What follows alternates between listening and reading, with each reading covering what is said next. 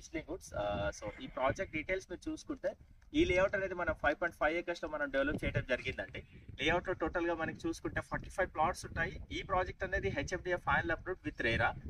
So developments అంతా కూడా clear గా మనకి కంప్లీట్ అయిపోయి ఉందండి. ఇప్పుడు లేఅవుట్ డెవలప్మెంట్స్ అనేది మనం చూద్దాం. ప్రాజెక్ట్ అనేది ఇలా ఉందండి over view. So project highlights చూసుకుంటే ఈ సరౌండింగ్ అంతా కూడా మనం కాంపౌండ్ వాల్ కట్టడం జరిగిందండి ప్రాజెక్ట్ కి రౌండ్ అరౌండ్.